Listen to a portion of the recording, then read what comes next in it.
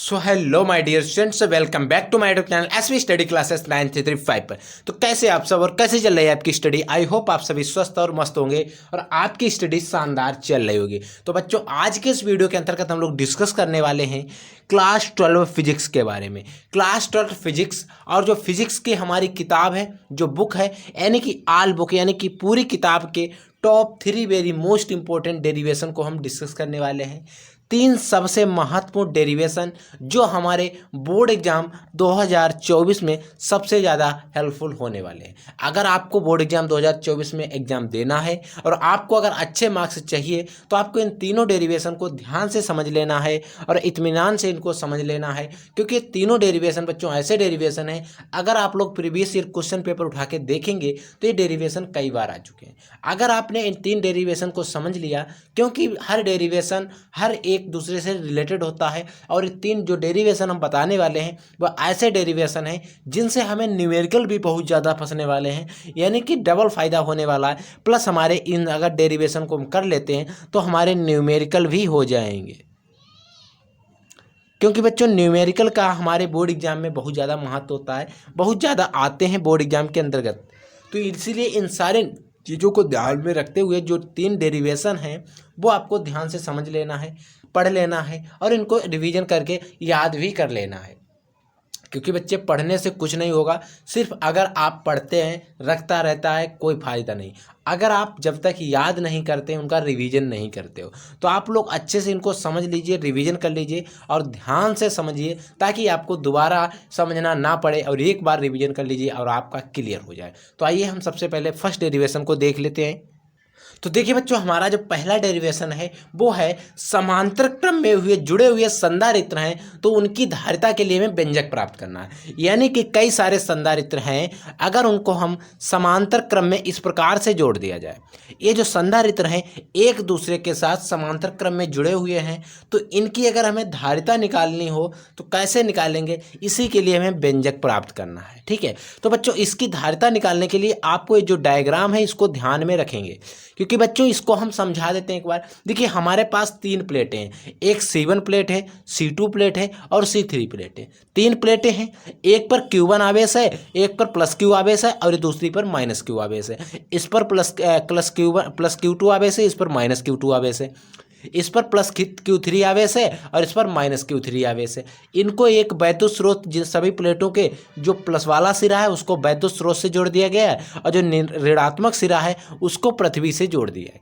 ठीक है, और इनके बीच में विभव जो है, विभवांतर जो है वो B है। ठीक है, अभी मैं इस डायग्राम की सहायता से इसकी डिफिनेशन लिखने की प्रयास करता हूँ। देखिए बच्चों, अगर आप इस जो डिफिनेशन इसकी लिखेंगे वो इसमें हम जो कुछ भी किया है उसी को लिखते हैं। जैसा कि देखिए यहाँ पर क्या लिखा हुआ है, माना 3 संधारित्र जिनकी धारिताएं C1 C2 C तथा C3 हैं।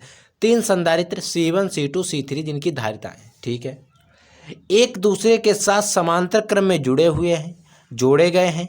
एक दूसरे के साथ इनको किस में जोड़ा गया बच्चों, समांतर क्रम में जोड़ा गया है। इसमें प्रत्येक संधारित्र की पहली प्लेट को वैद्युत स्रोत से, इसमें देखिए प्रत्येक संधारित्र है उसकी पहली प्लेट जो है उसको वैद्युत स्रोत से जोड़ा गया, नहीं जोड़ा गया, जोड़ा गया। ठीक है बच्चों, वैद्युत स्रोत से के साथ तथा संधारित्र की दूसरी प्लेट को पृथ्वी से जोड़ा दिया जाता है। यानी कि इसकी जो दूसरी प्लेट है ऋणात्मक वाली उसको मैंने पृथ्वी से जोड़ दिया गया है। ठीक है, प्रत्येक प्लेट पर उत्पन्न विभवांतर जो है वो B है। इनके बीच देखिए जो प्रत्येक प्लेट पर उत्पन्न विभवांतर, चाहे फिर इसकी C1 की बात करें, फिर C2 की बात करें या C3 के, इनके बीच जो विभवांतर है वो B ही है। ठीक है, तब इन पर आवेश जो है क्रमशः Q1 Q2 तथा Q3 है। अब इन पर आवेश Q1 है, Q2 है और Q3 है, यानी कि आवेश जो है वो अलग अलग है। ठीक है, इतना समझ में आ गया। अब हमारे पास आवेश भी है, संधारित्र भी है और विभवांतर भी है, तो हमें इसका व्यंजक प्राप्त करना है। अब हम क्या करेंगे, प्रत्येक प्लेट पर आवेश जो क्रमशः कितना होगा, देखिए अगर हम Q1 प्लेट की बात करें, देखिए प्रत्येक प्लेट पर आवेश,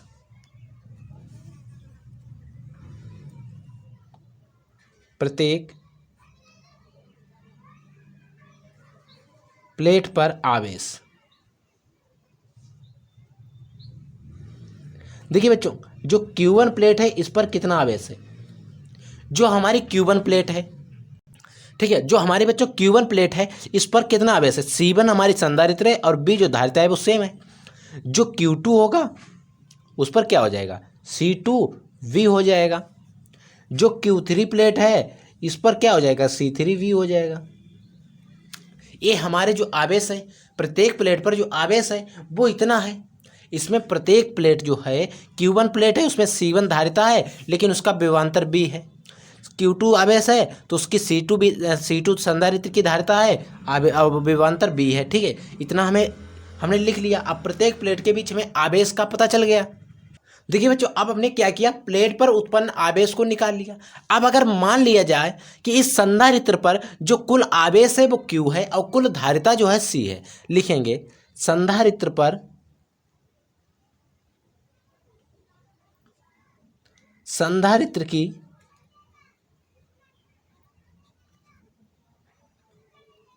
कुल धारिता C तथा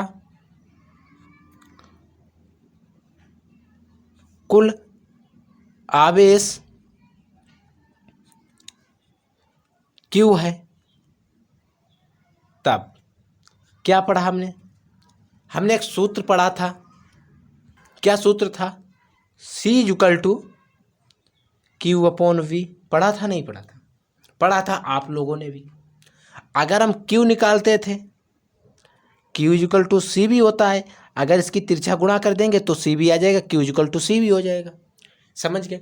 ये तो किसका है, संधारित्र की कुल धारिता अगर होती तो C और कुल आवेश Q होता, तब आता है इसका जो विभवांतर। ठीक है, तो अगर हम मान लीजिए इसकी कुल धारिता जो है और कुल आवेश है, इसका आवेश कुल कितना है, Q1 Q2 Q3, इन तीनों को जोड़ दें तो कुल आवेश आ जाएगा। अगर हमें कुल धारिता चाहिए तो C1 + C2 + C3 अगर जोड़ेंगे तो हमारी कुल धारिता आएगी। तो बच्चों हम क्या करेंगे, पहले इसका कुल आवेश निकाल लेंगे। क्या, कुल आवेश, कुल आवेश। बच्चों कुल आवेश Q = क्या हो जाएगा, Q1 + Q2 + Q3। इसको मान लेंगे समीकरण नंबर 1। अब हमें पता है, क्या पता है कि Q1 का भी हमें मान पता है, Q2 का मान पता है, Q3 का भी मान पता है। अब हम क्या करेंगे, लिखेंगे Q1 Q2 Q3 के मान रखने पर Q1, Q2 तथा Q3 के मान रखने पर इनके मान रख देंगे तो Q = क्या हो जाएगा, देखिए Q = क्या हो जाएगा, Q1 का मान कितना है हमारे पास, C1V है, प्लस Q2 का मान कितना है, C2V है, प्लस Q3 का मान, बच्चों ये वाले मान रखे जा रहे हैं। ठीक है, Q3 का मान कितना है, C3V है, C3V है। ठीक है, हमें तीनों मान आ गए। अब हम क्या करेंगे, Q = क्या हो जाएगा, अब हम इसमें अगर B को कॉमन ले लें, B को कॉमन ले लें, क्या बचेगा, C1 + C2 + C3। यही तो तीन बचेंगे नहीं। ठीक है, अब हमने क्या भी पढ़ा था, Q = CB। Q = CB मैंने यहाँ पर लिखाया हुआ है। तो अगर Q की जगह पर हम CB रख दें तो क्या हो जाएगा, CB = V C1 + C2 + C3। अब B से B को कैंसिल कर दें तो हमारे पास एक सूत्र आ जाएगा, C = C1 + C2 + C3। ये जो बच्चों है, यही संधारित्र की धारिता का व्यंजक आता है, किसमें, समांतर क्रम में। ठीक है, समांतर क्रम में जो जुड़े हुए अगर संधारित्र की है तो उनके बीच अगर हम धारिता निकालते हैं तो वो आती है C1 + C2 + C3। अब हम एक बार इसको और समझा देते हैं, समझ लीजिए ध्यान से। देखिए बच्चों, ये जो हमने इसके जो चित्र में बनाया उसी को लिखा हुआ है। ठीक है, अब हमने क्या किया कि माना प्रत्येक प्लेट पर आवेश जो है क्रमशः Q1 Q2 Q3 है। ठीक है, Q1 प्लेट जो है उस पर C1 भी आवेश है, Q2 है उस पर Q2 भी है, C2 भी है, और Q3 प्लेट है उस पर C3 भी है। ठीक है, अगर हम माने यदि संधारित्र की कुल धारिता C हो तथा आवेश जो है वो Q हो, तब Q इक्वल टू C भी होता है। इसी को हम C equal to Q upon V भी लिखते थे। ठीक है, अगर हम मान लें इस पर जो आवेश है वो हमारा अलग अलग है, तो हम क्या करेंगे, परिणामी या कुल आवेश निकाल लेंगे। कुल आवेश Q इक्वल टू क्या हो जाएगा, Q1 Q2 प्लस Q3, यानी कि हम सबको जोड़ देंगे। ठीक है, जब हम सबको जोड़ेंगे तो इनके मान जो समीकरण 1 में Q1 Q2 Q3 के मान रखने पर तथा Q का मान भी रखेंगे। जब हमने मान रखे तो हमें पता थे हमारे सारे मान जो हमने यहाँ रखे, तो हमारे पास एक फाइनली सूत्र आ गया, C equal to C1 plus C2 plus C3। यही हमारा इसका संधारित्र की धारिता का व्यंजक था। ठीक है, आई होप आपको ये पूरा डेरिवेशन समझ में आ गया होगा। तो इसी प्रकार से इसको हम हल करेंगे, सॉल्व करेंगे। एक बार में नहीं समझ में आता बच्चों, अगली बार फिर एक बार वीडियो को पॉज करके देख लीजिए। ठीक है, आपको समझ में आ जाना चाहिए। देखिए बच्चों, नेक्स्ट डेरिवेशन नंबर 2 क्या है। देखिए बच्चों, नेक्स्ट जो हमारा डेरिवेशन है वो भी फिजिक्स का है। क्या कहता है कि विलगित गोलीय चालक की धारिता का व्यंजक प्राप्त कीजिए, सूत्र का निगमन कीजिए। किसका, विलगित गोलीय चालक की धारिता। अगर कोई विलगित गोलीय चालक है तो उसकी धारिता, अगर आप इसको एग्जाम में देखेंगे तो कई बार आया हुआ है। ठीक है, तो देखिए मान लीजिए हमने कोई विलगित गोलीय चालक ले लिया। ये हमारे पास कोई विलगित गोलीय चालक है जिसकी सतह पर आवेश जो है Q है और इसकी जो त्रिज्या है वो A है, और जो इसका जो माध्यम है, क्योंकि बच्चों एक माध्यम तो होगा, वो है K। समझिए, माना एक विलगित गोलीय चालक जिसकी त्रिज्या A है, तथा परावैद्युतांक K वाले माध्यम में रखे गए हैं। इन पर एक आवेश भी कार्य कर रहा है, तो प्लस Q आवेश के कारण गोलीय चालक के पृष्ठ पर उत्पन्न वैद्युत विभव का मैंने आपको एक सूत्र पढ़ा था, आपने सॉल्व किया था। देखिए सूत्र क्या होता है, 1/4πε0 K Q अपॉन और R। ये बच्चों हमने सूत्र पढ़ा था, इसी सूत्र की सहायता से हम इसको सॉल्व करेंगे। ठीक है, अब हमने क्या किया, यहाँ पर रेडियस जो है वो R दिखा रहा है, तो B इक्वल टू क्या हो जाएगा, 1/4πε0 Q अपॉन K जो है था वो इसका परावैद्युतांक वाला माध्यम जो है K है, और इसकी त्रिज्या बच्चों क्या है, A है। ये चीज़ हमें फाइनली वाला सूत्र ये याद रखना है। इस सूत्र से मैंने इसको बना लिया। ठीक है, यदि इसकी कुल धारिता जो है, क्योंकि इस पर विलगित गोलीय चालक है, इसके धारिता का हमें व्यंजक प्राप्त करना है। विलगित गोलीय चालक की जो धारिता है, यानी कि धारिता, देखिए जो चालक, इस पर धारिता कितनी होगी, यदि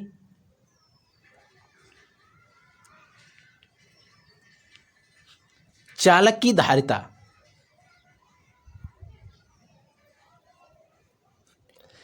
C equal to Q upon V हमने पढ़ा है। चालक की धारिता हमने पढ़ी C equal to Q upon V। अगर हम यहाँ पर क्या करें, इसमें B का मान रख दें, तो हम क्या करेंगे, B का मान रखने पर, B का मान रखने पर, हाँ B का मान रखने पर, चाहे आप इसको समीकरण 1 मान लें, तो समीकरण 1 में B का मान रखने पर, तो बच्चों क्या हो जाएगा, जब इसमें B का मान हम रखेंगे तो देखिए C इक्वल टू Q तो ऊपर रहेगा, डिवाइड बाई B का मान क्या है, 1/4πε0